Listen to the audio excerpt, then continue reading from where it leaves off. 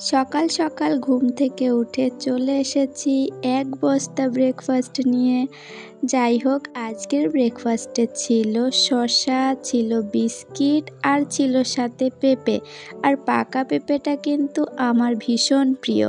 তবে একদম পাকা পেঁপেটা আবার আমার ভালো লাগে না, পাকা থাকবে আবার তার ভিতর একটু কাঁচা কাঁচা ভাব থাকবে, ওইটাই আমার ভালো লাগে।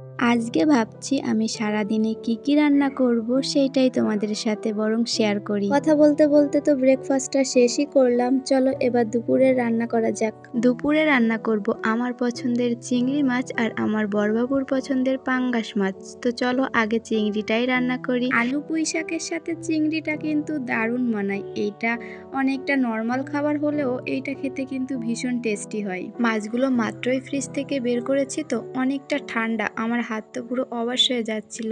কিন্তু একটা প্রবলেম হয়ে গেছে জানো, আমি না এইটা ভিডিও করতে একদমই ভুলে গেছি। যখন রান্না করছি তখন ফোনটা অন্য রুমে ছিল আর আমারও ভিডিও করার কথা একদমই খেয়াল নেই, তাই জন্য ওই ভিডিওটা তোমাদের আর দেখাতে পারলাম না। চলো এখন বড়বাবুর জন্য পাঙ্গাস মাছ রান্না করি। পাঙ্গাস মাছটা কিন্তু আমার বড়বাবুর ভীষণ প্রিয়। পাঙ্গাস মাছ রান্না করার জন্য আমি তো সবকিছু গুছিয়ে নিয়েছি, তবে এইটাও ভিডিও করতে আমি ভুলে যাই। তবে এইটা রান্নার পরের একটু ভিডিও আছে, সেটাই তোমাদের সাথে শেয়ার করি।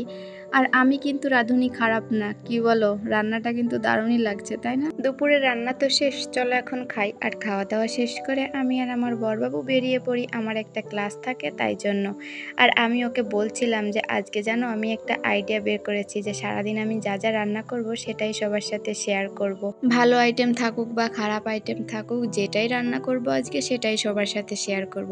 তো ক্লাস শেষ করে আমি বাসায় চলে এসেছি। আর বাসায় আসার পর আমার খুব জোর খিদে পেয়ে গেছে, আর আমি তাই একটু নুডলস করে নিয়েছি ফাঁকে। নুডলসটা শেষ করে আমি আবারও চলে এসেছি রান্নায়। এখন হচ্ছে রাত্রের রান্না, আর আজকে রাত্রে রান্না করব হাঁসের মাংস। আর হাঁসের মাংস কার কার প্রিয় কমেন্ট করে বলো তো, আমার কিন্তু ভীষণ প্রিয়। টুকুস করে রান্নাটা তো করেই নিলাম, কেমন হয়েছে দেখতে বলো তো? আসলে তো অনেক সুন্দরই লাগছে, তাই না বলো? আমি তো রাঁধুনি খারাপ না। আর এই যে তোমাদের সাথে গল্প করতে করতে আমার রান্নাগুলো কিন্তু অলরেডি দেখিয়ে দিলাম। আর এই যে আমার ভাতটাও হয়ে এসেছে। আর হাঁসের মাংসের সাথে যদি একটু শসা, ঝাল, পেঁয়াজ এইগুলো না থাকে তাহলে তো জমে না। তো চলো এই যে ঝালগুলো বের করে নিয়েছি, এখন ঝালটা নিব, কিন্তু ঝালটা আদেও খেতে পারবো কিনা জানি না। সালাদ হিসাবে আমি সবসময় ঝালটা নিই, কিন্তু কোনোদিন খেতে পারি না, কেন জানি না, কার কার এমন হয়। আর এই যে আমি কিন্তু সুন্দর করে সব কিছু কেটে নিয়েছি, আর এখন রাত্রের খাবারটাও খেয়ে নেব।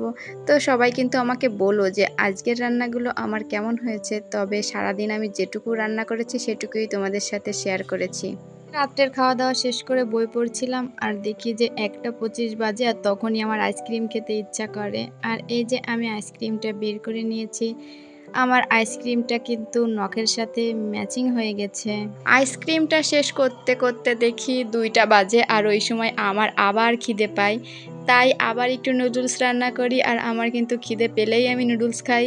আজকে সারাদিন কি রান্না করলাম, কি খেলাম সবই তো তোমাদের সাথে শেয়ার করলাম। তোমাদের কেমন লাগলো অবশ্যই কমেন্ট করে বলো। আর আজকের ভিডিওটা এই পর্যন্ত রাখছি, সবাই ভালো থেকো, বাই।